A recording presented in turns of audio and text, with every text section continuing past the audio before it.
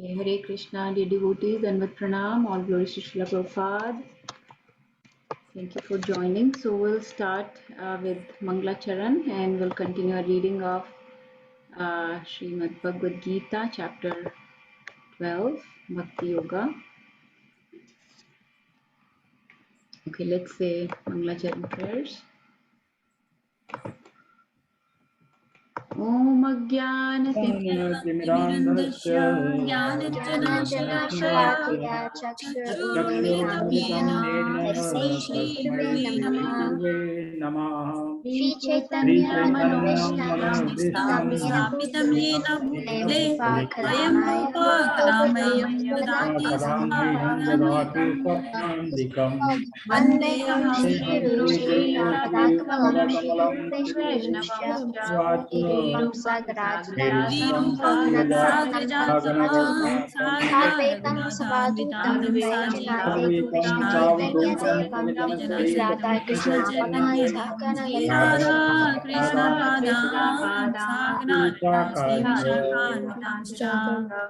हे कृष्णा करुणा सिंधु दीनबंधु जगत्पते गोपिका राधा कांता नमस्ते तप्त कांचना तप्त कंचना गौरांगी राधे वृंदावनेश्वरी कृष्णमानस देवी नमामि हरि प्रिये वाञ्छाकल्पतरुभ्यश्च कृपा सिन्धुभ्येव च पतितानां पावनेभ्यो वैष्णवेभ्यो नमो नमः जय श्री कृष्ण जय श्री कृष्ण चैतन्य चैतन्य प्रभु नित्यानंद श्री अद्वैत गदाधर श्रीवासादि गौर भक्तवृंद हरे कृष्णा कृष्णा कृष्णा हरे हरे हरे राम राम राम हरे हरे नमो ओम विष्णुपदाय कृष्णाय भूतले श्रीमति भक्ति वेदांत स्वामी नमस्ते सरस्वती देवे गौरवाणी प्रचारिणे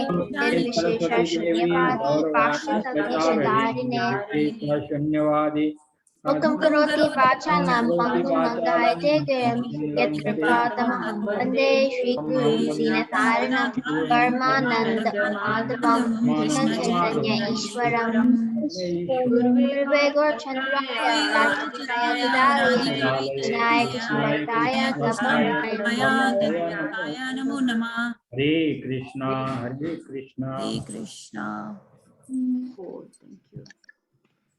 Okay, so we were reading chapter 12 of Bhagavad Gita. So we had read first 4 verses, but not too much in detail. I think first two we had covered nicely, but third and fourth that are together, we did just a little bit. But we were discussing the concept of impersonalism, right? Or Nirvisheshavad or Shunyavad or Mayavad, what are all those things? And what is the difference between various uh, those philosophies and our philosophy of personalism? So, does everyone remember that discussion we had about Arjuna asked Krishna, so which path is better for devotional service? Is it devotional service or those who worship the impersonal Brahman, the unmanifested, the avyakta, the something that is an effulgence, a Brahma Jyoti that is everywhere? Is that path better or is devotional service better, right? Arjuna asked that in the first verse. Then in the second verse, Krishna replied that those who fix their mind on my personal form and worship me with faith and devotion, they are considered to be more perfect, right? That path is considered to be better.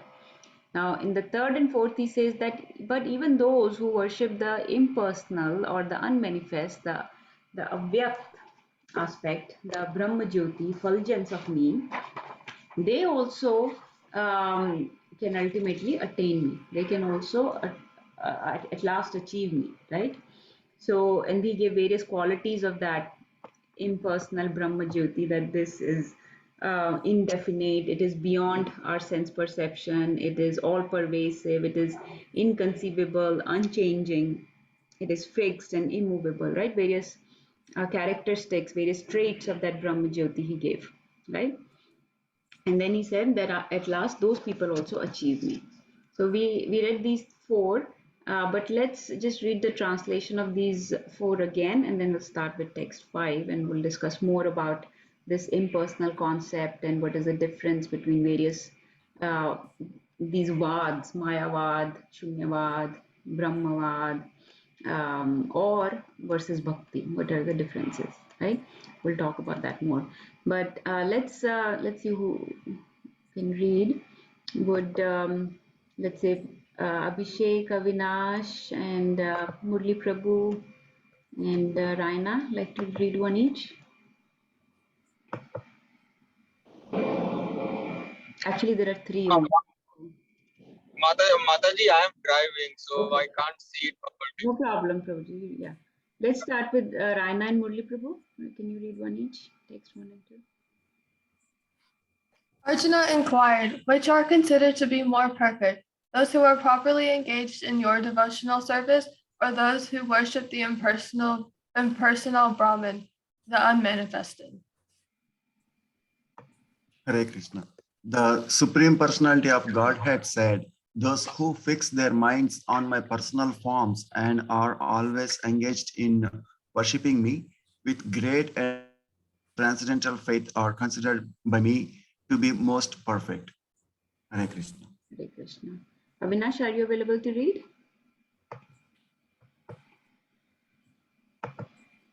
If not, we'll have, let's say, Puja Mataji, you want to read? Or Priyanka Mataji, one of you?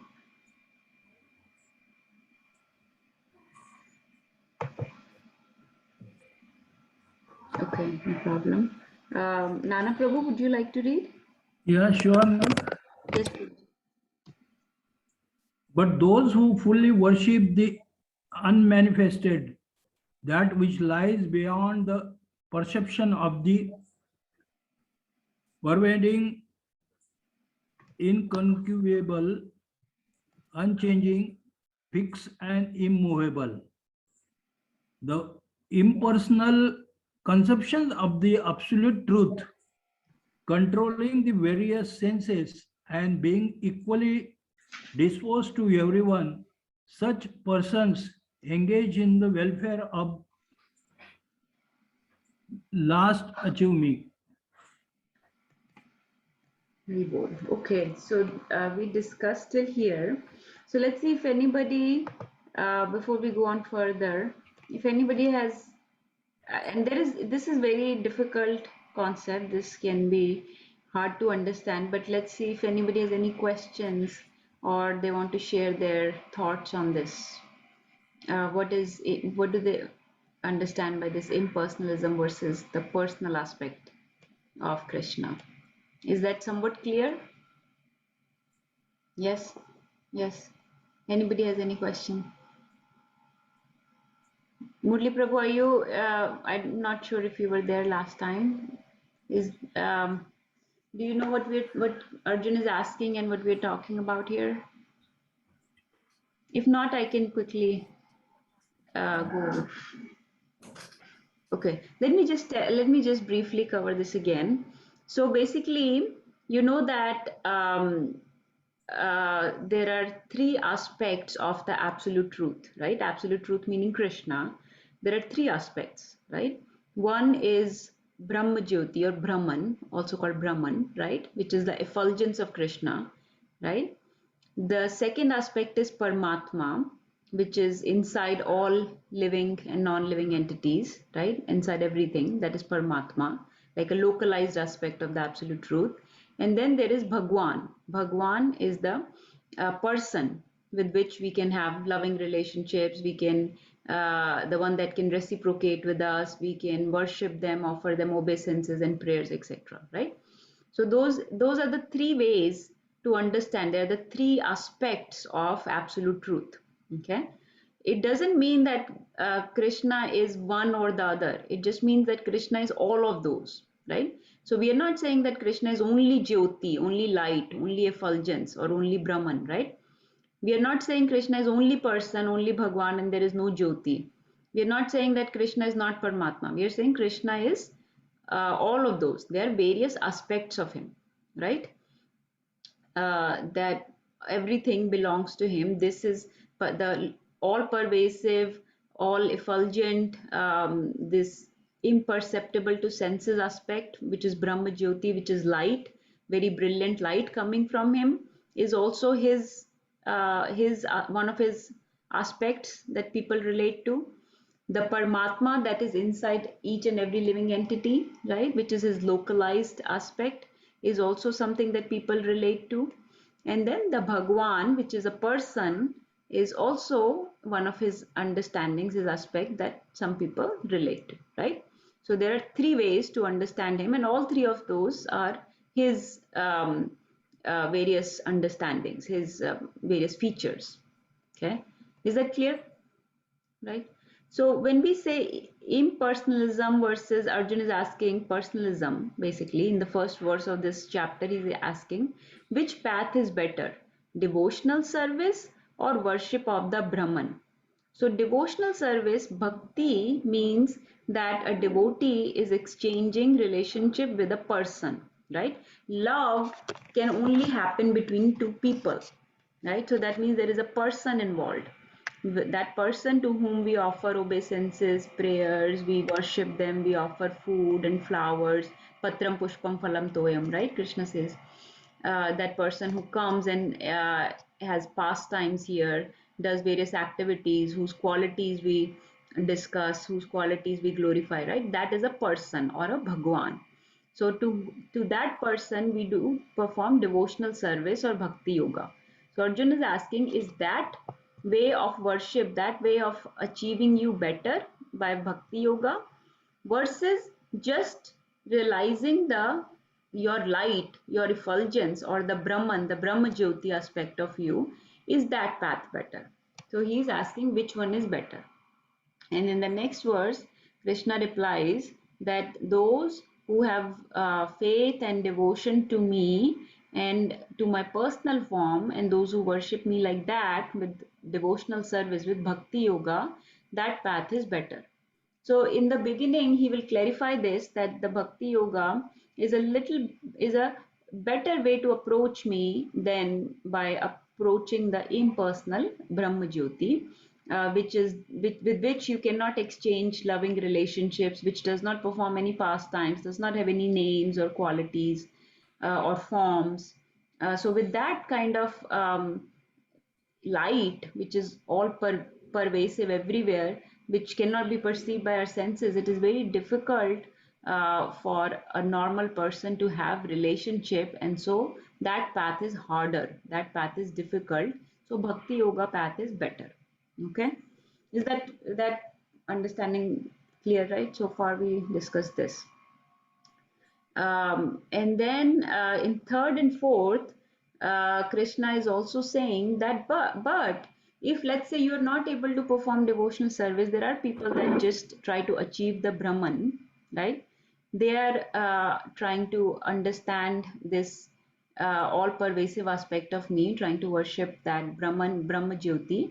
They also can at last achieve me. Okay, they can also at last achieve me, because at least they are trying to approach some aspect of Krishna. It is not completely unrelated. It is one of the aspects of Krishna. It is not complete understanding. It is not the best understanding.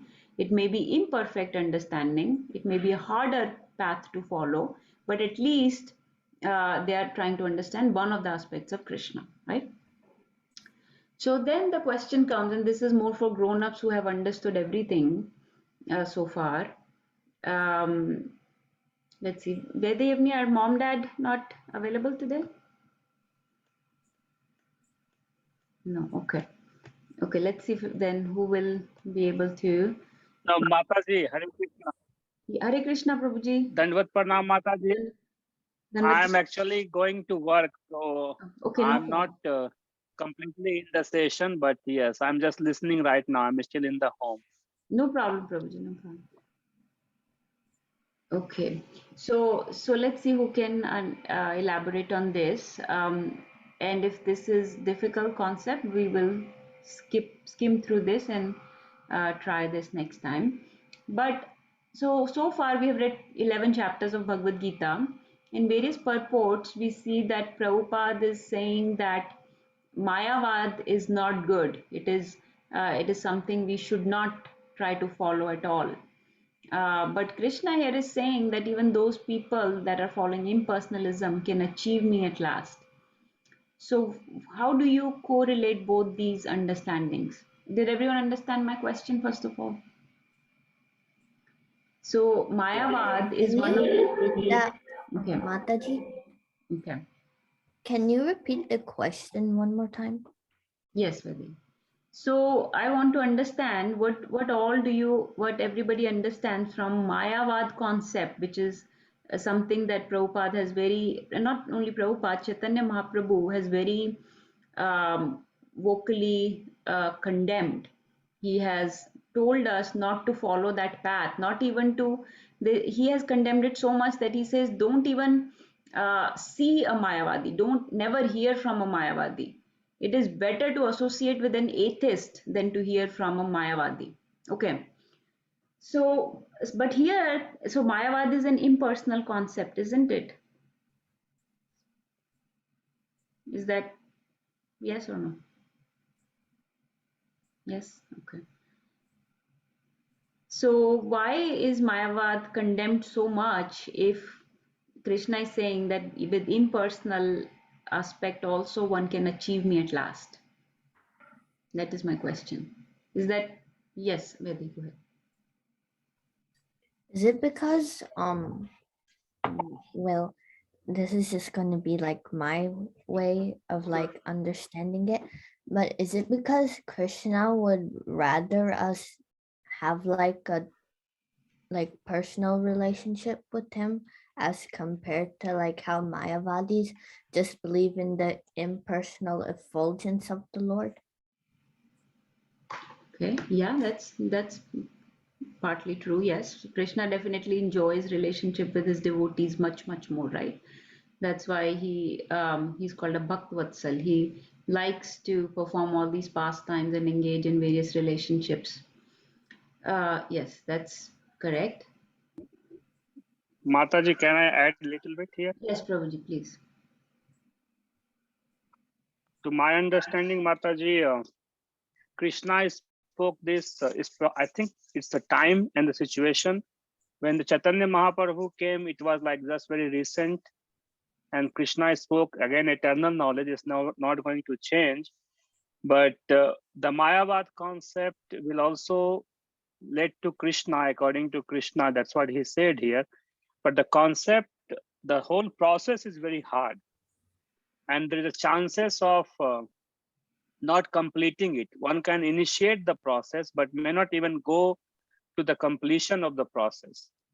Whereas the bhakti process, where you are actually associating with the God in the Vigraha form, that process is very simply, like, it's not simple in one way, but it is simple in another way, where you just have to chant the name and you have to offer him the whatever bhoga you want to prepare, and then associate and do the kirtan. So that process will probably be able to complete in the whole life process. Like, it doesn't get any kind of a distraction. Whereas the Mayavad process can be very hard. Even that Krishna says that it is a very hard process, and there are higher chances of not completing it and falling down. So I think what Chaitanya Mahaprabhu realized, I'm not saying realized, when he came recently about 500 years ago, he knew that this is the whole Kali Yuga, and this is the starting of Kali Yuga, and people are not even following anything. If I don't tell them to follow just a simple process, then there is no way they will get the like liberation, and they will not even come to Krishna. So he basically said, to my understanding, just to people not to get distracted and not to get confused, they stay on one path, and then easy path, relatively easy path, but focus on one path, and that way they can meet Krishna, and they can basically come out of this bhav sagar of the cycle of birth and death. Okay, yes, Prabhuji. But then the question is, why did he say that it's better to even associate with an atheist than to even look at a Mayavadi. How can that be better? If, I mean, at least Mayavadis are doing something. So what is the problem?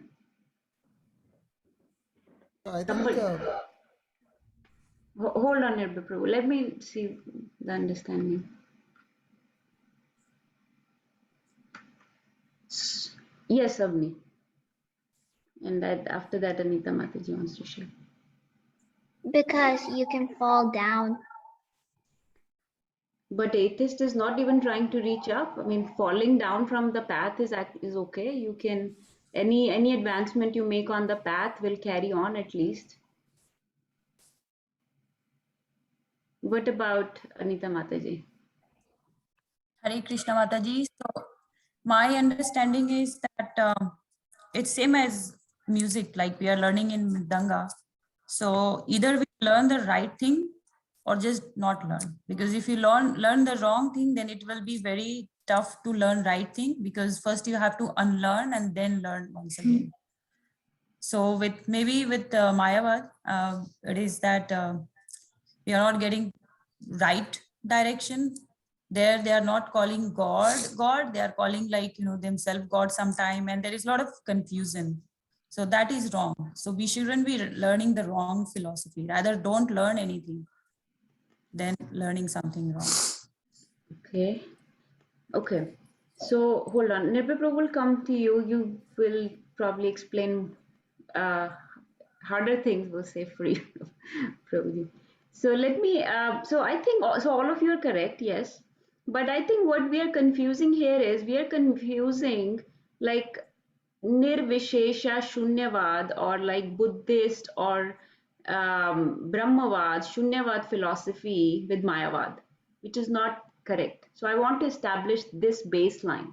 So you are all, what you all are describing is the concept of impersonalism, which is all correct understandings, what Ravi Prabhu said, Avni shared, Anita Mataj, all correct understandings that yes, you can fall down. Yes, it is harder to unlearn those things that, and Ravi Prabhu mentioned everything, all correct points. But that is not what Mayavadis believe.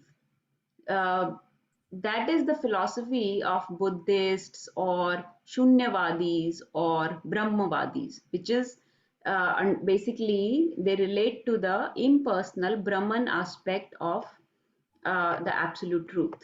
So let me show here. Let's write here. Can you see my screen? So Brahmavadi and Shunyavadis are different from Mayavadis, and this is one of the very, very important points to understand, and that will help you understand why Mayavad is a problem even worse than atheism, whereas Brahmavad, Shunyavad is okay. It's just incomplete, right? So they are what are Brahmavadis trying to do? They believe in Brahman and they want to merge into the Brahman, merge into the effulgence, right? We understand this is the impersonalism philosophy, right? So they are also very austere people. They follow very sattvic life, right? In mode of goodness. They are very non-violent people. They don't want to harm anybody. They are very compassionate. They are very detached, right? They like to focus on Brahman and they like to meditate, right? Sit in dhyan. So all those are good things. They're very gentle folks, right? All Vaishnav, similar to Vaishnavas. Their personality is very similar to Vaishnavas, right? But there is no service involved in that philosophy because this is a philosophy of impersonalism. So since this is impersonal philosophy, there is no service involved. So there is no seva to the Bhagwan or to the Vaishnavas or to the sadhus, right? But that's okay. They are relating to one of the aspects of Supreme, which is Brahman aspect. So in one way, they are relating to Krishna. So yes, their path, like Ravi Prabhu said, is harder. There can be more fall down because it is so hard to follow this. True, but after many lifetimes, they will come to bhakti, right? Bahunam janmanamante jnanavan mam prapadyate. So these people are after knowledge. They are like jnanis basically. and they will come ultimately to the platform of bhakti also, right? So this is Brahmavad. Shunyavad is also very, very similar. Shunyavadis are also very, very similar in that they also like to merge into a void. They believe in void. Void meaning that they believe shunya, nothing, there is nothingness. Meaning that they say that material existence is the cause of all problems. It is the cause of all miseries, right? Just like we do. But they say if there is cessation of this material existence, then there is no misery, right? Whereas we believe in a spiritual world, they say that the cessation of material existence is no miseries. So they believe that all is void, and once the body becomes shunya or zero, or material existence become nullified, then we will be, then all miseries will stop. So they're not believing in Brahman really. They're not believing in one of the aspects of Supreme. They're believing that nothing exists beyond this material world. So this is, so they believe in not literally liberation. There is a slightly different word for liberation, which is called nirvana, which can be sometimes confused and used synonymously with moksha. But nirvana, and we do use it interchangeably, but nirvana basically means everything becomes void, everything becomes zero, and that is the uh, cessation of material existence means cessation of miseries, that miseries will stop. So there is no concept of anand or bliss there. Okay, so like we say Satchitanand, but there is no Satchidanand there. There is just everything stops, everything finishes. That is Shunyavad, which is a different kind of. So it is more like a Gnostic philosophy. It is like an atheist philosophy, which basically means that they do not believe in Vedas. So if you look up our philosophies, they're divided into Vedic or non-Vedic philosophy. All the non-Vedic philosophies are called Gnostic philosophies. Gnostic meaning that they are atheistic philosophy, meaning they don't believe in like a Bhagwan or Brahman even or God, no absolute truth, just that nothing exists after this material world. And this is like the Jainism, from where the Jainism came out. So the Buddhism, the Jainism, or these Brahmavadi, Shunyavadi philosophies are all practiced, and they're all very austere people. They're very, like I said, various qualities of Vaishnavas are found in them. But these are different belief systems, and they are based not on, like Shunyavad especially is not based on Vedic philosophy. It is based more on their conduct. Okay, but these are all still okay. None of this is Mayavad, none of this is a problem. Okay, this is just both these philosophies are incomplete understandings, partial understandings, right? But they are, when people practice them nicely, after many lifetimes, they can achieve bhakti, they can come to the platform of bhakti. Okay, is this clear so far before I go into Mayavad? Is it clear? So what all of you were describing is actually Shunyavad, Brahmavad, Nirvisheshavad, right? Where people are aiming for merging into the Brahman or aiming for cessation of material existence, right? But so now coming to Mayavad, what is the problem with that? Why Mayavad is worse or worst than anything is because Mayavadis believe not only that they want to merge into Brahman, which is fine. This part is fine that they want to merge into Brahman. But the problem is that they believe that the personal aspect of Bhagwan, the Bhagwan that comes and does leelas and has names, quality, forms, pastimes, is an illusion. They believe that this is Maya. They believe that there is no such thing as a personal aspect of Bhagwan. They are envious of this name, form, qualities of and pastimes of the personal Bhagwan. Okay, and being envious, they are offensive. They commit offense. So that is the problem, that they are envious and they are offensive towards the the highest aspect of absolute truth, which is the Bhagwan, which comes and actually exchanges relationship, which we worship in deity form, which we offer Patram Pushpam Phalam Toyam to, which delivers actually the highest aspect of the absolute truth. They are envious of that aspect and they commit offenses against it and they call it Maya. That is why they're called Mayavad. Mayavadi means that they are that according to them, the personal roop of Bhagwan is nothing but Maya. And actually, some of these people now this understanding can be seen in many other philosophies also, but some of these people think that they can become God, that you can become God. Everybody has potential to become God. We have just forgotten. Maya, because of the influence of Maya, we have forgotten that we are God. Maya has made us forget that we are God. So we can become God if we get out of the influence of Maya. All of us are God. Okay. And the personal aspect of God does not exist. So in this way, these things where we can become God, where there is no personal aspect of God, those things where God's form is an illusion, where all of this is the offense. This is the problem. This is the problem with Mayavad. So the other philosophies which just have incomplete understanding of absolute truth are okay to practice. Yes, they are harder path. Yes, there can be fall down from those paths, but at least they're not committing any offenses.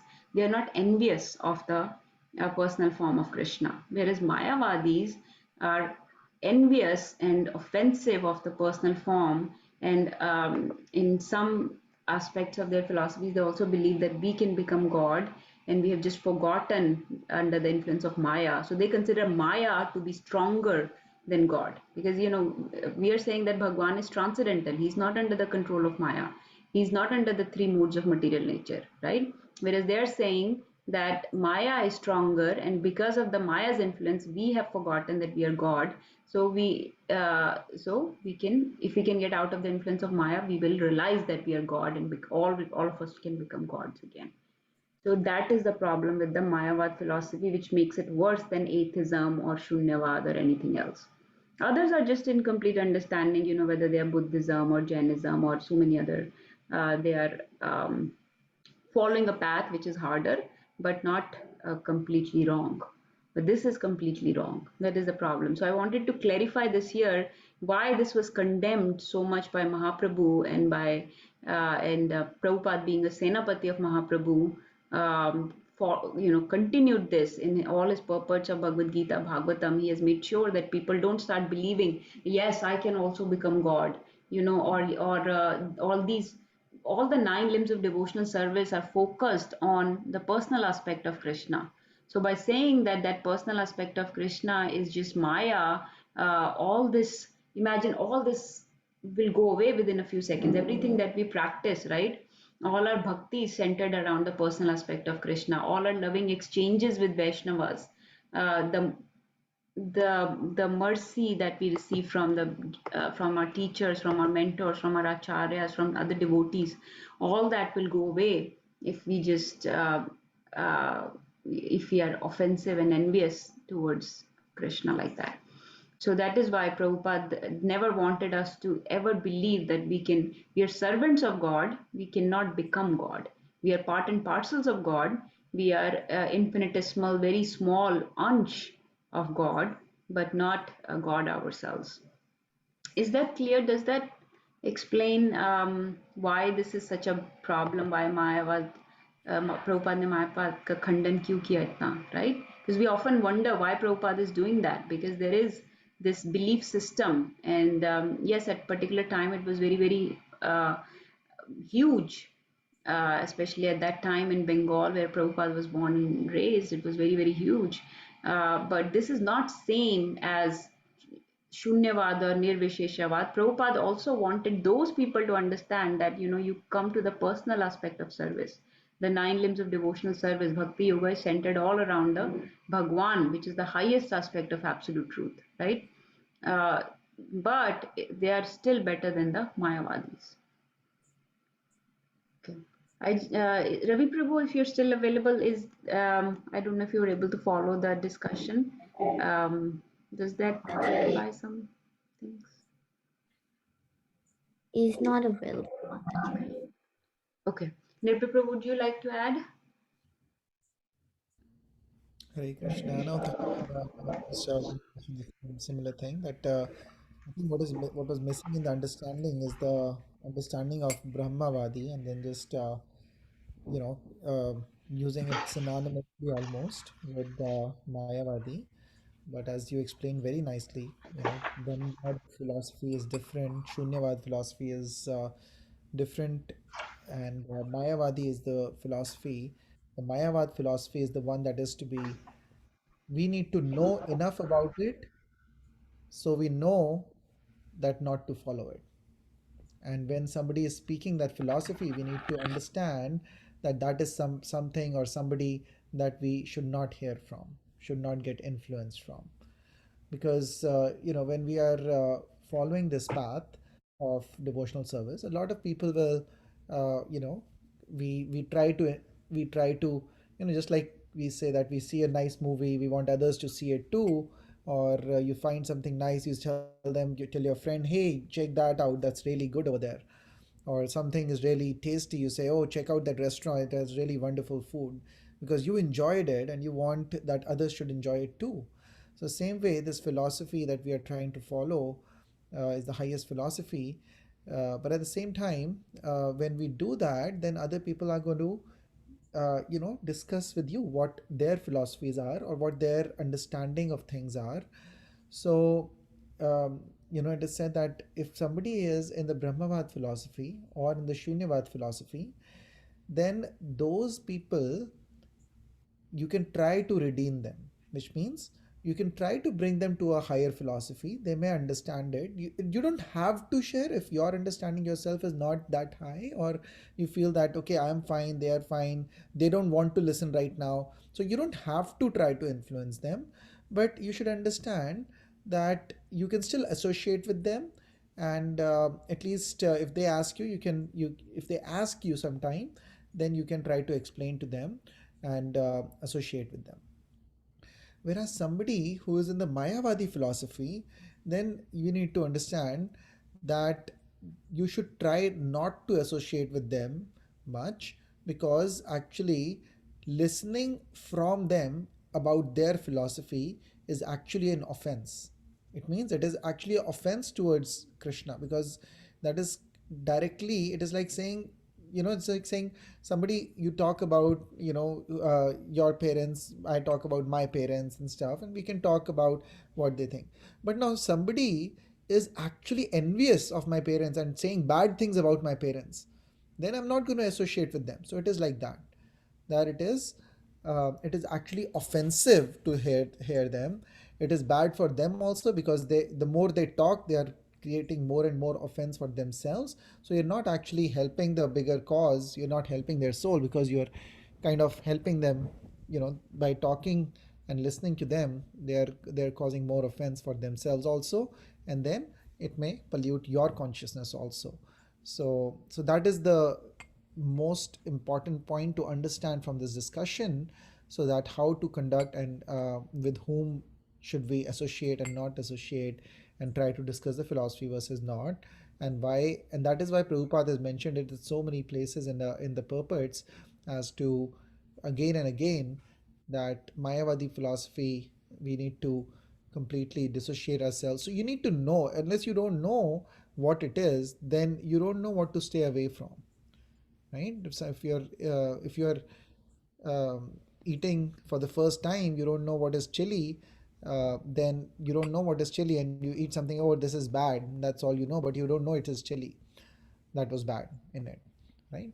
But if you know that, okay, this is chili, and next time, I don't know, if it is going, I'm going to tell the chef or whoever is making that, don't, I can't tolerate chili, please don't make anything that has too much spice, this chili spice in it.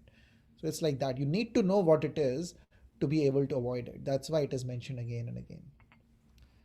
Okay, yes, Hare Krishna, thank you. So Anita Mataji, is that making sense? Yes, yes, Mataji. And Vedi, Avni, Vinita, I know you were sharing. So all your points were correct. They were just for a different type of philosophy, not for Mayavad. Mayavad. Now do you understand why Mayavad is so offensive? What is the problem? Yes. Okay. Yeah. So so let's move on. Let's read the next verse, and we'll go to verse 5. And Krishna will declare what the problem is with this path. This is what now remember that Krishna or Arjun, okay, this is another thing to understand. Krishna and Arjun here are not talking about Mayavad, okay? They're talking about impersonal aspect. They're talking about like Brahmavadi, Shunyavadi, people who try to just merge into the Brahman, who are just trying to get moksha or just merge into the Brahman effulgence of Krishna and not really paying much attention towards the personal aspect. So, so there is no conversation about Mayavad here. Mayavad is something that Prabhupada talks about in the purports. But here we are just talking about the basic impersonalism versus personalism. Okay. So let's see what Krishna replies to Arjun. Let's recite and follow. क्लेशोऽधिकतरस्तेषाम् क्लेशो क्लेशोऽधिकतरस्तेषाम् अधिकतरस्तेषाम् अव्यक्तशक्तचेतसाम् अव्यक्तचेतसाम् चेतसाम् अव्यक्त हि गतिर्दुःखम् अव्यक्ता हि गतिर्दुःखम् अव्यक्तचेतसाम् देहवादभिरवप्यते. देहबाधभिरवपते. So this shloka is very, very important because whenever you have to condemn the impersonalism, or not condemn, but basically when you have to prove your point about how Krishna himself says that the path of impersonalism is harder than the personal bhakti yoga path, then you can quote this verse from Bhagavad Gita. This is coming straight from the mouth of Krishna, right? So let's recite it a couple more times and understand its meaning. I'll just do the meaning very quick. Klesh, as you know, that those that speak Hindi, that klesh means trouble, right? Klesh or difficulties. That those people have difficulty who are attached to the avyakt. So vyakti means person, avyakt means impersonal. So those whose mind is attached to the avyakt aspect have klesh or difficulty. Avyakt hi gatir dukham. Their gati, their progress is very dukhmay, like very difficult, very troublesome, dukkham. Whereas for our path, for personal bhakti yoga, he had said susukham kartum abhyam, right? And here he's saying this path is troublesome or full of dukh, gatir dukkham. Dehavadbir avapyate. And why is it full of dukh? Because we are embodied souls. Dehavadbir, meaning for embodied souls, people that are spirit souls that are trapped in this body, the embodied souls, this path is very difficult. Okay, because we like to use our senses in some kind of service, right? To detach our senses completely from things is very hard for us. So for embodied souls that are trapped in the body, it is very hard to be completely detached from the body and senses. So for these embodied souls, this path of avyakta or impersonal is very hard to follow, very troublesome and full of klesh or dukh or problems. Okay, so let's recite a couple more times. क्लेशोऽधिकतरस्तेषाम् क्लेशोऽधिकतरस्तेषाम् अव्यक्तासक्तचेतसाम् अव्यक्तशक्तचेतसाम् अव्यक्त हि गतिर्दुःखम् अव्यक्तहीनदुःखम् देहवद्भिरवाप्यते. देहबाधभिरवाप्यते. Once more. क्लेशोऽधिकतरस्तेषाम् क्लेशोऽधिकतरस्तेषाम् अव्यक्तासक्तचेतसाम् अव्यक्तशक्तचेतसाम् अव्यक्त हि गतिर्दुःखम् अव्यक्तहीनदुःखम् Dehavadbhiravapyate. Dehavadbhiravapyate. Can somebody read this translation? Yes, Betty. For those whose minds are attached to the unmanifested, impersonal feature of the Supreme, advancement is very troublesome. To make progress in that discipline is always difficult for those who are embodied. Hare Krishna. Hare Krishna. So Krishna is saying very clearly that those whose minds are attached to this avyakta, right, not a vyakti, unmanifested, impersonal feature of the Supreme, advancement is very troublesome, right? Gatir dukkham. So to make progress, it's full of klesha. Make progress is very difficult for dehavadbi, for embodied soul. Okay, let's read this from here till here. Let's see who would like to read. Is Pooja Mataji still around? Pooja Mataji, are you available to read? Yes, Mataji. Please go ahead. Hmm. Yeah, I'll- You see my The group of yes. The group of transcendentalists who follow the path of inconceivable, unmanifested, impersonal feature of the Supreme Lord are called Janana yogis Jnana and Gyan yogis, and persons who are in full Krishna consciousness engaged in devotional service to the Lord are called Bhakti yogis. Now here the difference between Gyan Yoga and Bhakti Yoga is definitely expressed. The process of Gyan Yoga, and although ultimately bringing one to the same goal, is very troublesome. Whereas the path of Bhakti Yoga, the process of being in direct service to the Supreme Personality of Godhead, is easier and is natural for the embodied soul. Hari Bol. So here we have discussed this several times now. Krishna is saying again that these people, so these impersonalists are often called Gyan yogis because they are trying to understand the supreme Brahman, the spiritual knowledge based on the Gyan, or based on the study of scriptures, on based on the knowledge of self, speculative knowledge of the supreme. So for them, the path is hard, he's saying, compared to bhakti yogis. And he has definitely given us the clear answer here, right? So he said, although ultimately bringing to the same goal, ultimately after many lifetimes, if they're able to follow through with this process, they may come to this, they may come to the same understanding, right? Again, quoting that same verse, Bahunam Janmanamante Jnanavan Mam Prapadyate. So the Gyan yogis are basically relying on their speculative knowledge to understand the Supreme, and that path is very troublesome. Whereas Bhakti Yoga process is in direct service. So we're not relying on our own efforts to understand the Supreme. By serving the Vaishnavas or Krishna or Guru, we are relying on their mercy to understand the Supreme.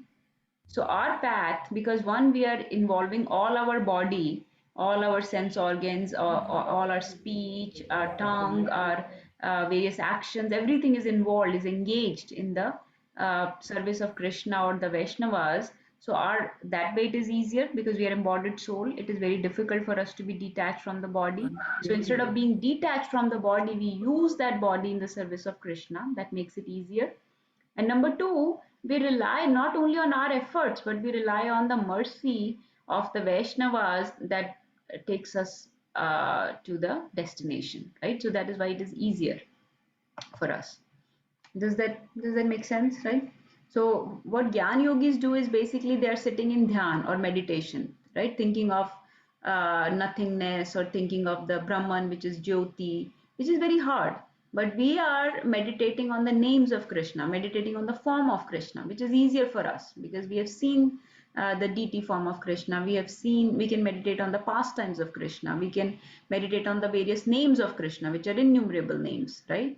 So many things for us to think about and engage our mind, engage our eyes. We can look at the deity, right? With the tongue, instead of not eating, we taste the prasadam. So instead of depriving our senses of everything, we give them the higher taste. And in that way, we try to understand the Supreme, right? And that gives us the mercy also. It is not only, whereas the Gyan yogis, they are just detaching themselves from everything. So they are relying on their own efforts to advance, right? They're not attracting anybody's mercy. They're just relying on their own efforts. And you know, when we make our own effort, we may not succeed. But when we have the mercy of devotees or Vaishnavas or Guru, then we are more likely to succeed. So by honoring Prasadam, we are actually getting sanctified food, which has been honored by Krishna, approved by Radharani, we are putting inside our body, instead of just not eating anything for days and days. Instead of not speaking anything for days and days, we speak Hari Katha, right? We glorify Krishna's pastimes, names, form, qualities. We use our tongue to chant Harinam, right? That is why Chaitanya Mahaprabhu is singing in Madhur Swara, right? Gai Gaura Madhur Swara, right? Because he wants to fill his body with Harinam. So instead of not speaking anything for days, which Gyan yogis do, they live a very austere life. We follow different kind of austerity, right? But our path, our austerities are definitely easier. Our path becomes more nectarian and easier to follow. And that is what is Krishna is recommending, that it should be joyful. This bhakti path is joyful. It is not troublesome. Whereas theirs is full of kleshas and dukkham. Right? Is that clear, or anybody has any questions on that? I have one question, Mataji. Yes, Mataji. So I was hearing to someone at that time, of course, I was not able to categorize whether Sunyavad or Mayavad or another one you said. Brahmavad, yes. So what he was saying is that when you meditate upon Krishna, thinking about Krishna, all you remember is the face from the serials that we see in like Jai Shri Krishna or whatever. So like, whereas if you just meditate on nothing, that is better because you are not meditating on somebody who is appearing in the serials. And to some extent, it is true, like, you know, because since childhood we have seen those serials. So for example, if you take the name of Satyabhama, I can just always visualize the face of Satyabhama, who was playing the role of Satyabhama in Jai Shri Krishna serial. So what would you say about that? Like, you know, to his point, he was also right. That yes, you are not meditating. I've never thought of that actually. That's a very interesting point. Yes. So yes, Madhuri, that may be a problem in the beginning when we are attached to like celebrities and other people that are portrayed on the TV. So initially it is just recommended, and actually this not initially, but we should really focus on the names. That is why we just chant Harinam. So nobody is recommending to just sit in the silence and meditate. You are chanting on the Harinam and you are hearing and listening. No role of mind. Mind has no role actually. So you are just hearing, speaking and hearing, speaking and hearing. So you're saying Hare Krishna, listening every single word. Hare Krishna, Krishna Krishna, Hare Hare, Hare Ram, Ram Ram, Hare Hare. No role of mind. No need to picture anything, bring anything artificial in your head from anywhere. No. If you still need something for your senses, like for eyes, so the best thing is to like sit in the temple, have the deities in front of you, so you can at least always look at the deities. And another one important thing is recommended is to have Tulsi Maharani. You sit in front of Tulsi Maharani, creates a very nice atmosphere, and that gives you the positive impetus. So instead of thinking about all these other people, so the best thing is to focus on the name, just speak and listen, or you can even have the Hare Krishna Mahamantra printed and written, and you can look at that when you are speaking, because initially it is very, very hard to focus our mind on the names. So just focus on what you are speaking, focus on the beads that you are scrolling, And if you need more sensory engagement, then have either the Hare Krishna Mahamantra written out in front of you, or deities in front of you, or Tulsi Maharani in front of you.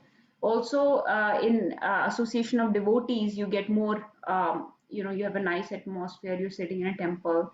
You can also do chanting like that. So those are the, but definitely not thinking about the TV characters and things will not be ideal. So better than that will probably be just keeping your mind blank. But we don't keep our mind blank because it is very hard to focus. So if you need some engagement of mind, then you can have a picture of deities and other things in front of you like that. Picture of Guru or Tulsi Maharani or these other things. And slowly as we get more and more taste of Harinam, the mind stops distracting us too much. But in the beginning, when we going everywhere, then we should have all these other ways to keep it engaged.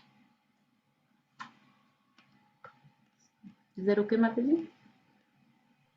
Yes, Mataji, thank you. So let's read more from this purport because there are more things, Prabhupada. This is a long purport. Like I said, this is a very important verse that we should all know. This point I wanted to read. I know that Nana Prabhu had mentioned this last time, and we had discussed what is Sagun and Nirgun. So let's read this paragraph also. Let's see who can read. Vinita, would you like to read? Yes, Mataji.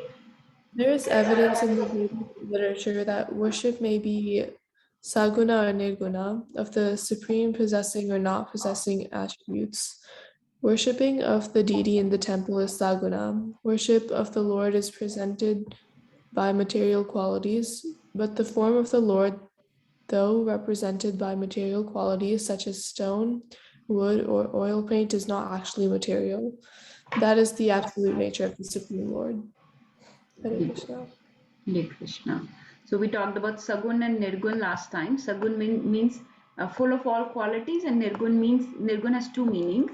One is either no qualities, or it could also mean that somebody who's completely transcendental to the three gunas or three modes of material nature. That is Nirgun. Okay? Because all the qualities, material qualities that we have come from the three modes of material nature, right? So somebody who's transcendental to these three modes can also be called Nirgun. But here in this context, Prabhupada is saying that Sagun basically means somebody who has various qualities like Bhagwan, and Nirgun who has no qualities, no material qualities like Brahman.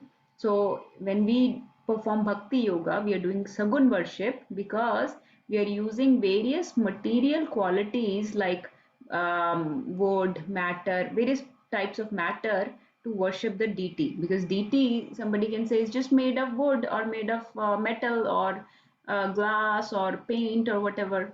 So, but it does not stay material when it is in the form of deity. It becomes spiritual, and that is called Sagun worship. So we've used various material qualities in the service of Krishna, and that is called Sagun worship. Nirgun is, Prabhupada has not elaborated, but Nirgun can either mean no material qualities, or it means somebody or something that is transcendental to the three gunas, three modes of material nature. So I just wanted to highlight this since we talked about this last time. And let's read a little bit more.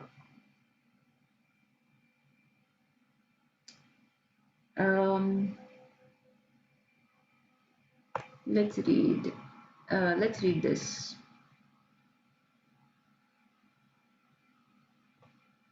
Who will read next?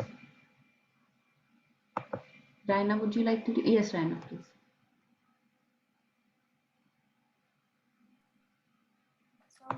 Devotee, there is no difficulty in approaching the Supreme immediately and directly. But for those who are following the impersonal way to spiritual realization, the path is difficult.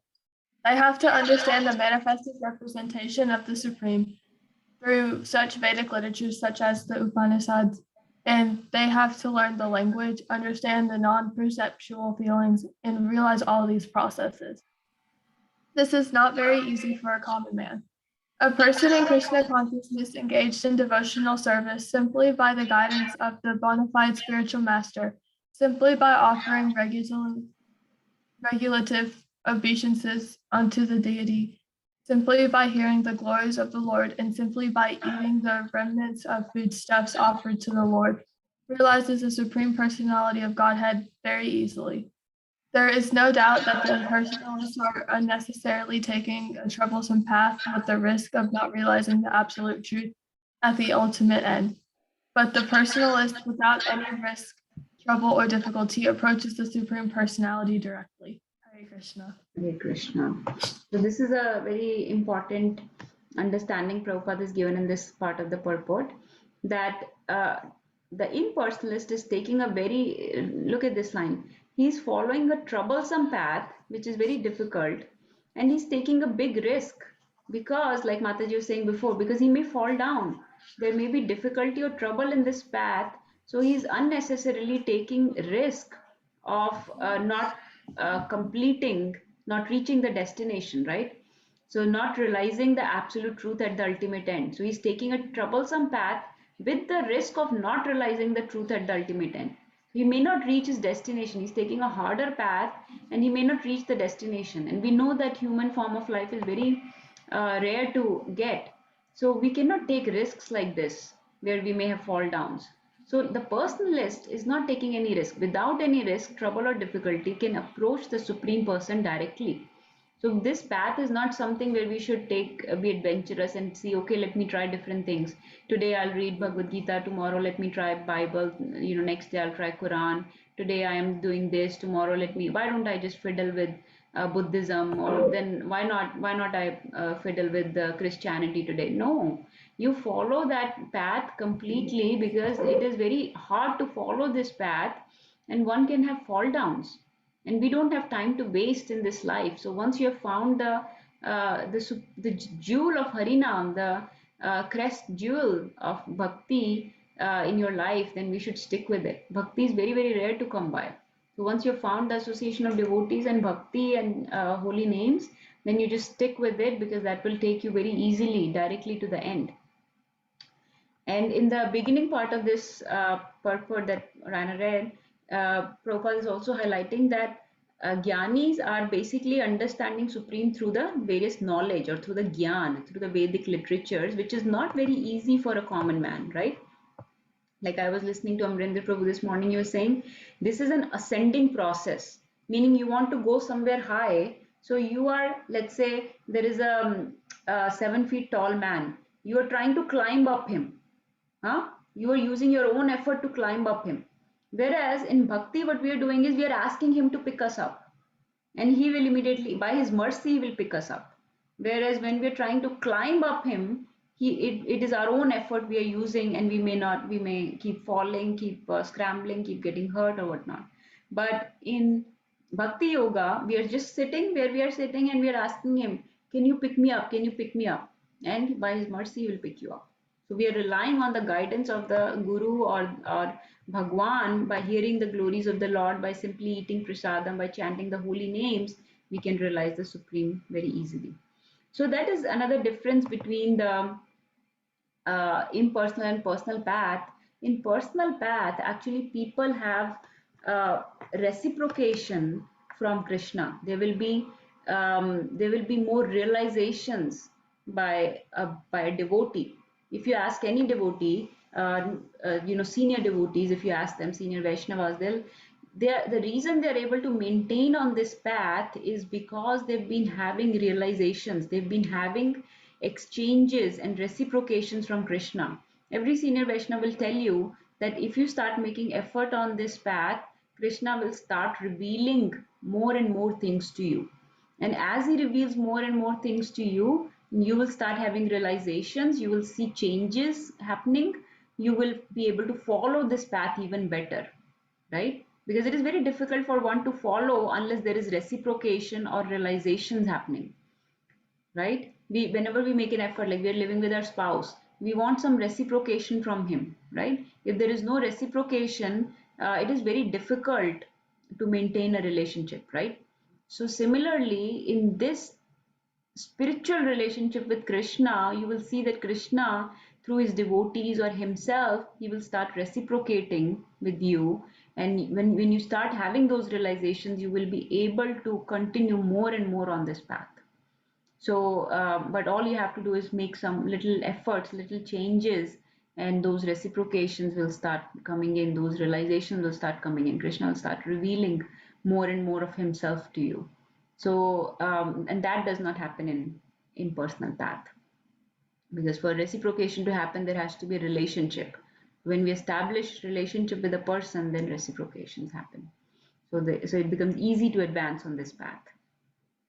Is that clear? Yeah. Any other questions or comments? We'll just finish this verse at least. This is very important verse, so that's why I'm spending more time on it, because we have to really, because after this, Krishna will now talk more about the Bhakti Yoga. Let's read one more as part of it. So let's read. Let's read till here. Who would read? Mataji Athar wants to read. Yes, Athar. Read louder and clear. Okay. A living entity is internally an individual, and if he wants to merge into the spiritual whole, he may accomplish the realization of the internal and knowledgeable aspects of his original nature. But the blissful portion is not realized by the grace of some devotee. Such transcendentalists highly learned in the process of Gyan Yoga may come to the point of Bhakti Yoga or devotional service. Very good. Very bold. Thank you. So this is another important concept to understand. Let me open that Word document again. So here Krishna is saying that by impersonal, you can achieve so remember there are three things that we try to realize, right? We are made of Sat, Chit and Anand, right? That is our constitutional spiritual composition, right? Sat, Chit and Anand. This is our this is what the spirit soul is made of. This is what Bhagwan is made of, right? Sat, Chit and Anand. This is we are not made of matter. We are not made of material things. We are made of Sat, Chit and Anand. Now with impersonal realization, Sat and Chit can be realized. Okay, Sat basically means eternity, something that is eternal, and Chit means knowledge. So Sat and Chit can be realized with the Brahman understanding or impersonal understanding, but the bliss or Anand, which is a big part of our composition, cannot be realized by this Brahman understanding. Okay, so for bliss we have to have Bhakti Yoga. Okay, so with Bhakti Yoga, with devotional service, we can achieve this bliss. Like in one of the Vedanta Sutras says, Anandamayo Bhyasat, that it is the natural constitutional position of a spirit soul to be always joyful. Anandamayo Bhyasat, right? So the Anand or bliss cannot be realized, cannot be achieved through the Brahman realization alone. For that, we have to have exchanges with Bhagwan, or we have to have devotional service, love and reciprocation with Bhagwan to achieve the bliss portion of the Satchitanand. Okay, so eternity and knowledge can be achieved, but not the bliss. That is what Prabhupada is mentioning in this. Okay, the blissful portion is not realized.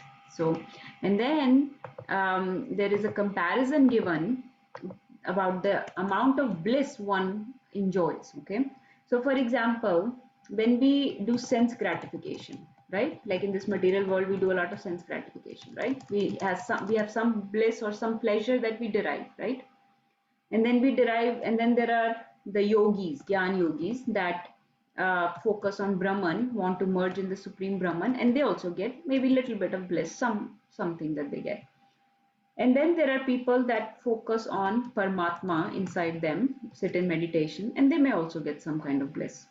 And then there are devotees that are engaged in relationship with Krishna, they get some kind of bliss. Okay, so the bliss is compared between all these four types of people, and there is name given to that. For example, for sense gratification, the joy that we experience is called Bhoganand. Okay, Bhoganand. When somebody is focusing on Brahman, it's called Brahmanand. Okay. When somebody is focusing on Paramatma, it is called Paramanand. And a devotee who's engaged in bhakti, it's called Bhaktyanand. Okay. So these are the various types of bliss that one can experience. Now it is compared that the Bhoganand or sense gratification that we experience in this material world is so small. It is smaller than a drop of water. Maybe it can be compared to one drop of water. Okay, and Brahmanand can be compared to like a handful of water, huh? Like a little glass or cup of water. Paramanand can be compared to like a bucket of water. Okay, and the devotees that experience is an ocean of bliss. Okay, this is a comparison given between the amount of bliss that one experiences when one achieves the full full realization of Bhagwan through the devotional service. So the goal of devotees is not just so these things are all very temporary, right? They cannot give us eternal pleasure. We are eternal, so we need eternal infinite pleasure also. Anand should also be infinite, unlimited, and so that unlimited infinite pleasure can be obtained through the devotional process through bhakti yoga, and that is called bhaktya nanda. Okay, so this is just to give you a comparison of why Krishna says that this path of bhakti yoga, in my opinion, is better than the process of, like, these are impersonal people, right? Brahman and Paramatma, better than their path. So this is, let's say these people are karmis and these people are impersonalists, and these people are personalists, or you can say devotees. Okay, so impersonalists are also a class of spiritualist or transcendentalist, but their path is okay, but it is not the best. Why? Because the best is when we get that ocean of bliss, not just with some drops of it's like this. Okay, does this make sense? Shall we stop here and see if anybody has any questions, thoughts, realizations? Who would like to share anything? Murli Prabhu, did that discussion make more sense today? Do you understand what we were talking about, what Arjun was asking, and about impersonal and personal aspects? Getting there, Mataji. Okay. Hard to review it again. Okay. Who else? Anybody wants to share anything? Anita Mataji or any kids? Pooja Mataji, Priyanka Mataji, Avinash Prabhu, you all are following this. When you read Purport of Prabhupada, it becomes much more clear. But let me know if there are any questions or realizations. Avni Vedai, what do you think? Did that make sense today? Yes? Okay. So we are, I know that none of you all, I mean, if especially kids, have only experienced this aspect of spirituality, right? Which is bhakti. So you have no experience or no idea of what other people do. So this is just an idea of what other people do and experience.